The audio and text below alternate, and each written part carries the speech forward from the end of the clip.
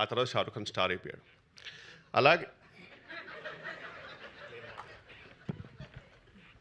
Okay అండి, మా టీంలో అందరూ కొంచెం షై ఫీల్ అవుతున్నారు, నేను మాడతాను ఇవాళ. సో నా స్పీచ్ ఇది.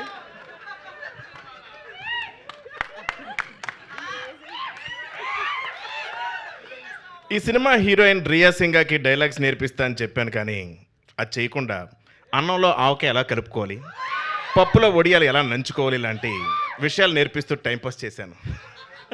రియా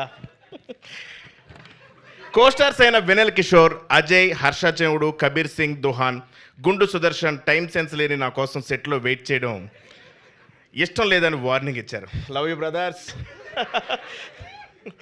ఎడిటర్ కార్తిక్ శ్రీనివాస్ ఎడిట్ టేబుల్లో నేను లేని సీన్స్ బాగా ఎంజాయ్ చేశారని కాంప్లిమెంట్ ఇచ్చారు.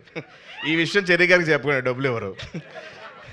ఇక మ్యూజిక్ ఇస్తున్నప్పుడు కాలభైరవ్ ఏమన్నాడంటే, ఆల్రెడీ అక్కడ సత్యదేవ్ యాక్టింగ్ వాయిస్తున్నాడు కదా, మళ్ళీ నేను ఎందుకు వాయించడం అని మ్యూజిక్ కొట్టకుండా చిరాకు పడ్డాడు.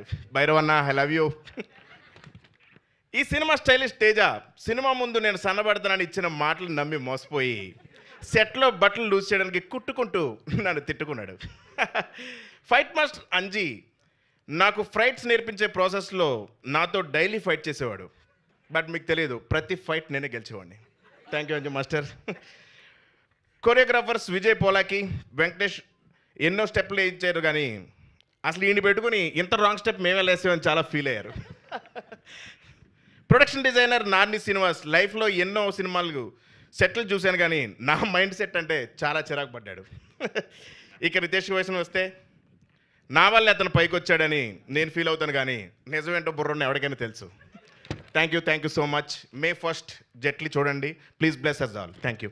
బా మీ స్పీచ్లో ఇంత ఇన్ఫర్మేషన్ ఉంది. Yeah, so thank you. నాకు మీ గ్లాసెస్ చాలా నచ్చాయండి. చిన్నప్పుడు నా హెయిర్ క్లిప్ కూడా ఇలానే ఉండేది, ఇలా పైకండి. మొత్తం క్లియర్గా కనిపిస్తుంది, స్కాన్ చేస్తున్నారు ఇందాక నుంచి. అయితే కాదు, ఒక ఫైనల్గా మనం Q&A సెషన్లోకి వెళ్ళే ముందు ఒక